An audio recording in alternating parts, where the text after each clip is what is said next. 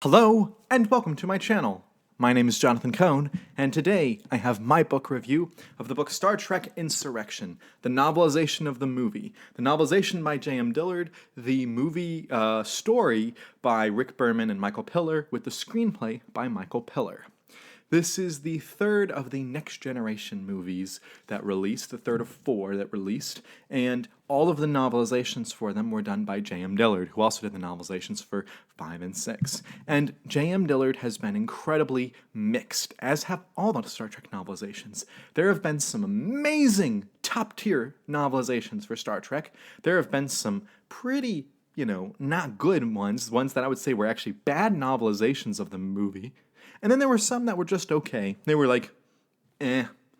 Interestingly, this falls into the category. And just talking about the next gen ones, Generations, which I also have my review on the channel for, Generations was amazing, top tier, particularly because of what it does with Kirk and the TOS characters. But this was a top tier novelization. And then you have First Contact, which is, I think, the worst Star Trek novelization. And even though the movie is a good movie, this novelization, I think, is really bad. So, she's all over the place. And this one, I think, is incredibly mediocre, incredibly aggressively mediocre. This overall just tells the story of the movie. It adds some insights, adds some few little sequences, little tidbits, but it doesn't do too much. However, the thing that helps this book from being a bad novelization is the pacing works better than the movie.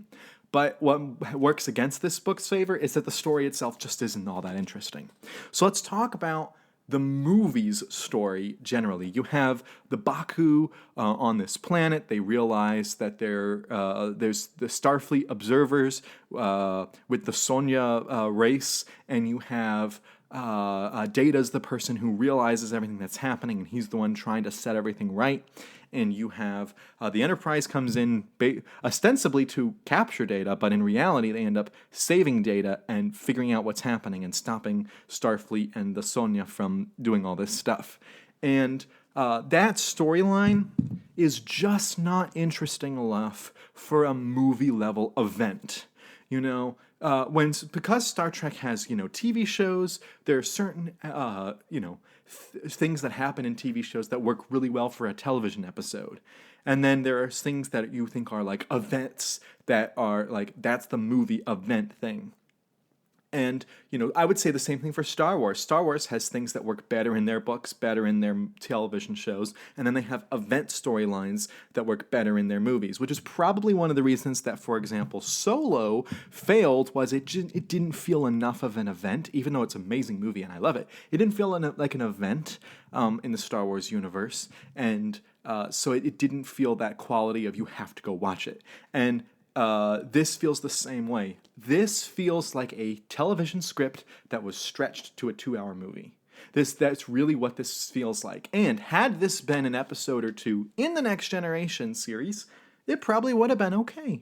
Especially if it had the VFX that the movie had. The problem is, as a movie, as an event, it just feels bland. You're going to tell me this is sandwiched in between two major events, the Borg invasion and the political disruption of the Romulans. Two major events of Star Trek history, and you have sandwiched in between this book that kind of just is like a little fun excursion where not much happens in the grand scheme of things. And so it's very frustrating.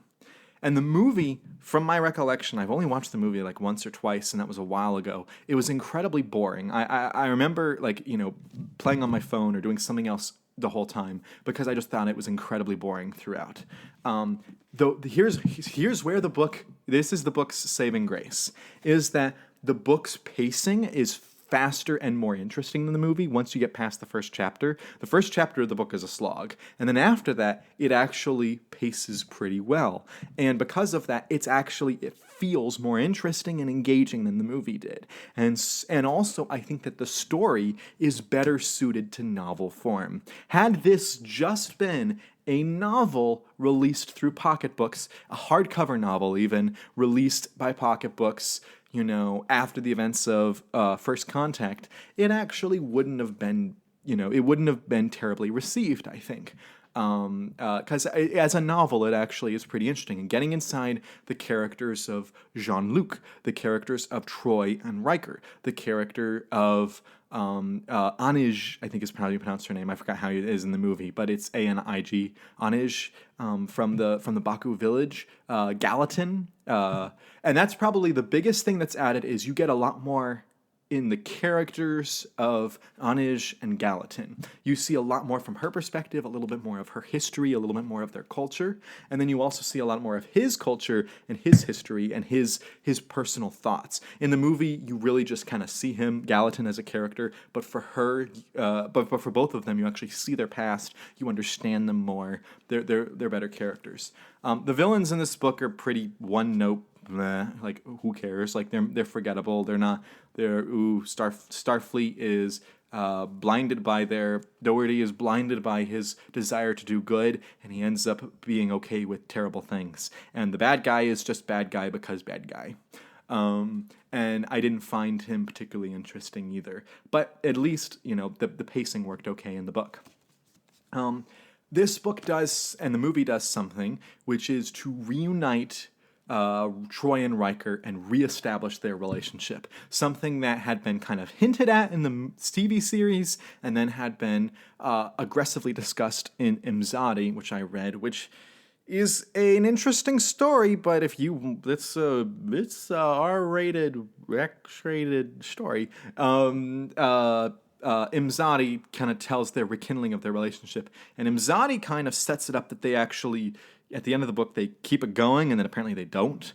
But this book, it rekindles it for good, and they continue it on in Star Trek Nemesis, where they get married. But I felt it was incredibly rushed here, and I don't think that's J.M. Dillard's fault. I think that's the fault of the movie, that the movie just goes, all right, we're putting them back together, and I'm just like, wait, what? Like that, you're just.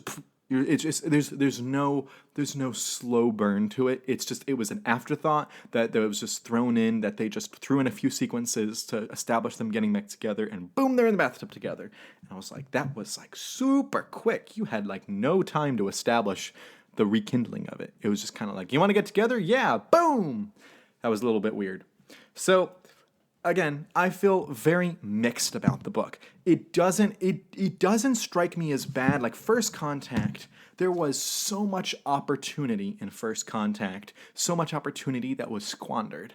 Opportunity to tell more story from the Borg perspective, to add more backstory to the Borg, to add more backstory to some of the characters, to provide more character motivations. There was so much more, to add more sequences and action, and there was so much opportunity that felt squandered. And here it doesn't feel like, other than maybe the stuff with Troi and Riker, this book doesn't feel like it squandered too much, but then again, it doesn't feel like it delivered too much. It delivers a novelization that provides some backstory for some characters. So overall, it's a mediocre book. So I'm going to give it a 6 out of 10. It's okay. It's not amazing. But if you've read Star Trek Insurrection by J.M. Dillard, let me know your thoughts in the comments section down below.